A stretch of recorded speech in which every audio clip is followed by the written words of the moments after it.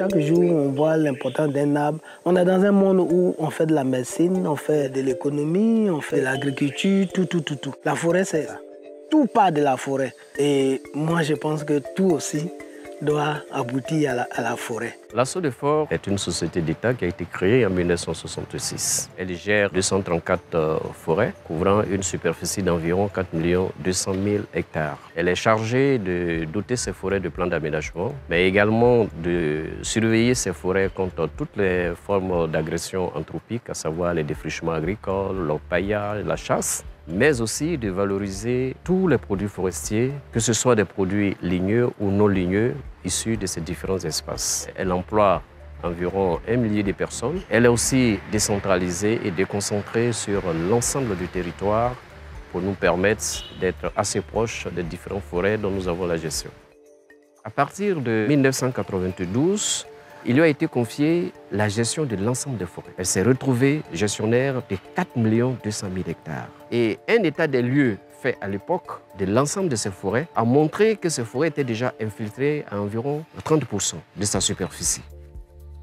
Les forêts ont été infiltrées par la population qui s'y a donné à la culture du binôme café-cacao. Depuis 1988, on est rentré dans le champ, c'est une forêt classée, clandestinement. J'ai commencé mon champ en 1988. Donc au début, moi j'avais peur. Fils de planteur. La forêt, dans notre entrée, c'était difficile. C'était la forêt dense même. On avait même des animaux, des éléphants qui venaient ici nous embêter. Mais on a eu le courage, on est resté. Au temps de nos parents, quand on veut faire une plantation de cacao, on défriche totalement, on abat les bois, même on met du feu. Et puis on a commencé à planter les cacaoyers, les cacaos. Avant, on coupait tout le bois. Or, ce n'était pas la bonne méthode. De 93, en 97, ils sont venus déloger tous ceux qui étaient dans la forêt classée. Ils restaient au village et on savait maintenant pour travailler puis revenir. À partir de là, maintenant, ils nous ont dit de ne plus faire de nouveaux défrichements. On sait que notre pays, quand même, il vit de l'agriculture et notamment du cacao. On ne peut pas se mettre à détruire toutes ces plantations de cacao qui ont été créées là. Et c'est là que la Sodefort va imaginer la notion de contractualisation. C'est-à-dire qu'on veut signer un contrat avec le paysan, avec certaines conditions strictes. Mais on lui demandait de nous permettre d'introduire des arbres dans la plantation. En 1999, c'est là le reboisement est arrivé. Et nous, on a été les premières personnes qui ont été choisies. Et ils ont reboisé nos plantations. C'est pour réhabiliter ces intrusions-là qu'on a commencé la reconversion. C'est des petites poches que les paysans avaient occupées en créant des petites plantations que nous voulons reconvertir en forêt. Dans le cadre des reboisements classiques, la densité est très forte, du 3 sur 3, qui nous donne 1111 pieds à l'hectare. On utilisait des essences à croissance rapide, telles que le mélina, le fraqué et le framiré. Et ça, c'était dans le but de faire partie des paysans qui étaient là. Quand ils ont reboisé, en tout cas, c'était fini pour moi. Mais malgré tout ça, là, je me suis maintenu, je suis resté. Nous connaissons, à Donwat, la Sirayabe. Ils ont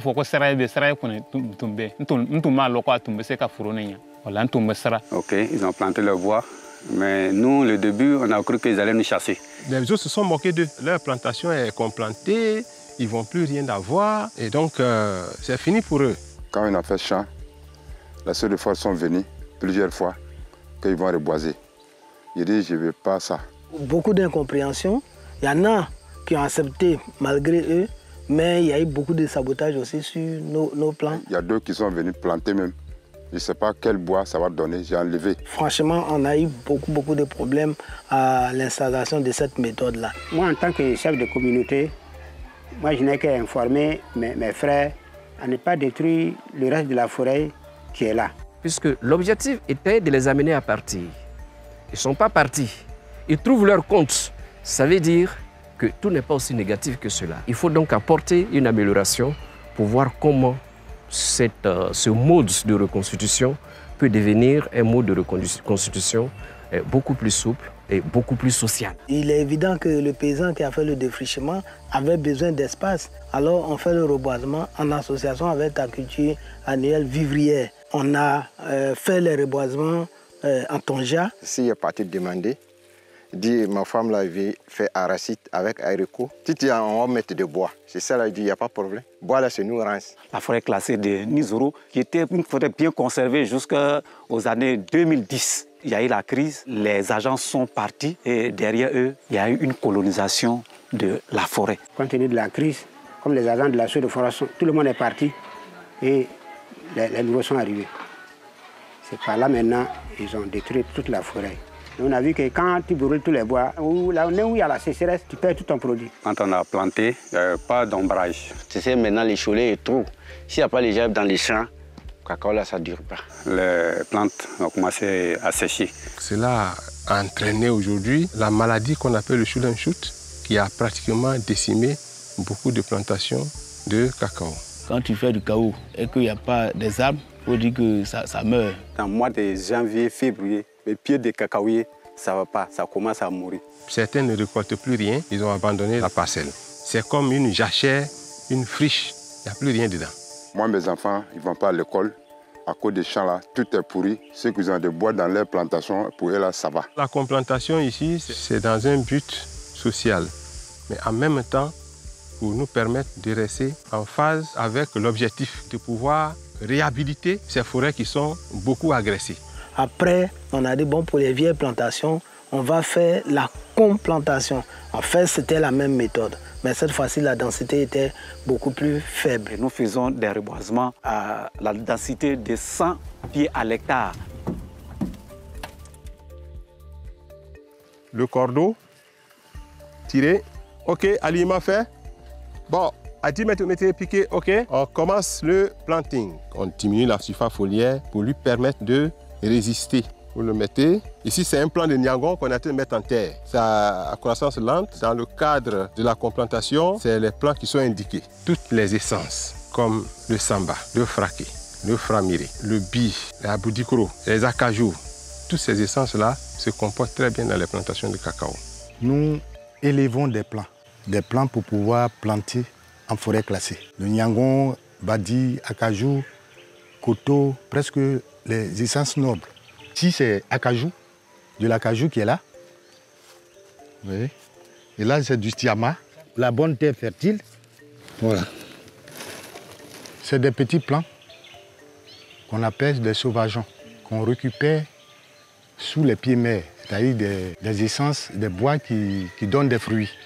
On les repique dans les sachets, on fait l'entretien, on les arrose, on les garde ici 6 mois. Pour empêcher que les gens reviennent dans nos forêts, on a d'abord la sensibilisation. La deuxième chose que nous faisons, c'est ce que nous appelons les patrouilles. Vous, silence au rapport, repos. Messieurs, on vient de m'informer qu'il y a un défrichement à Nizoro. Alors allez sur les lieux pour aller vérifier.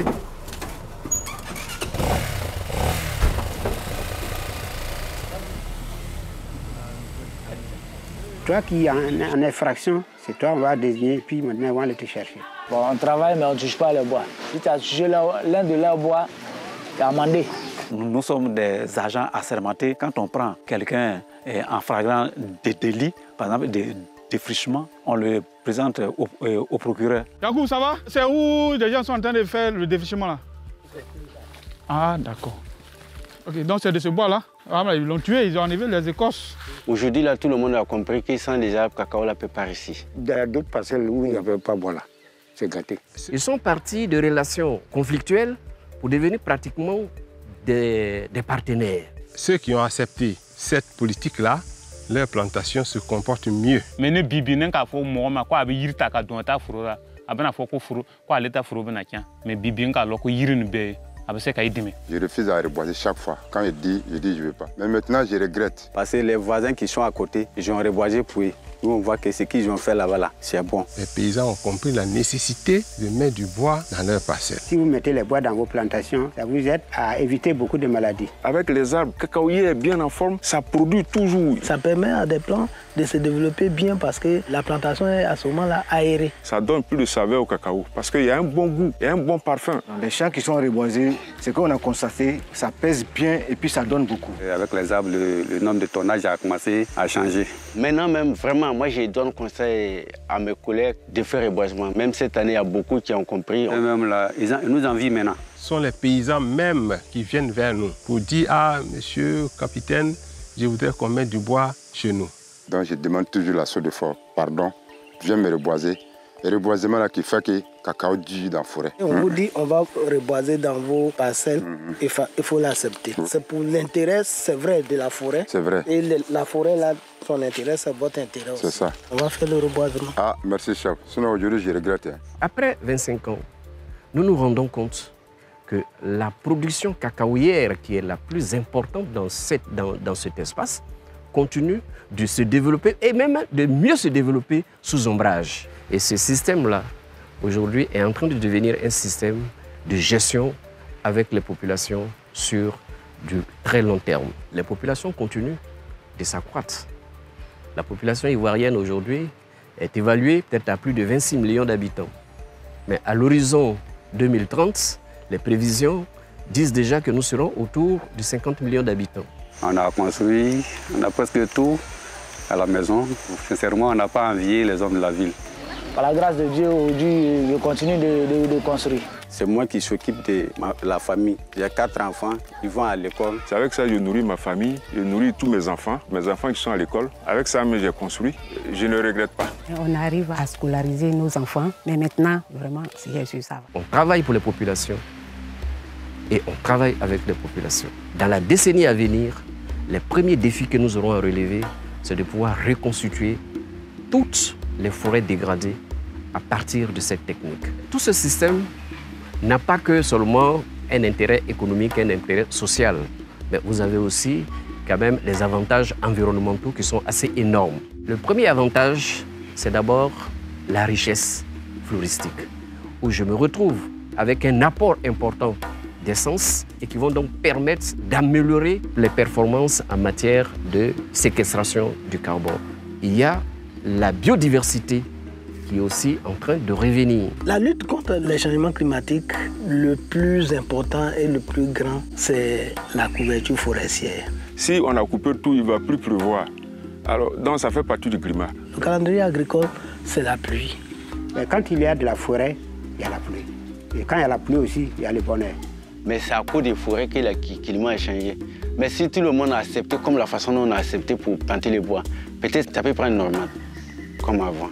Quand nous ne serons plus là, quand ils vont prendre la relève, je crois que c'est avec la nouvelle méthode qu'ils vont faire. En tout cas, si la forêt est finie, on ne peut pas aller. Et nos enfants vont devenir comment? Pour moi, c'est un patrimoine. C'est une bonne chose. Donc on doit préserver la forêt. Pour qu'à l'avenir, nos enfants que nous avons laissés, qu'ils puissent voir, connaître ce que nous avons connu. Quand on contribue à maintenir, à reconstituer, à créer la couverture forestière, on travaille pour le monde. Oui, c'est notre bien à nous tous. C'est un métier où finalement on est au service des autres et peut-être même de l'humanité.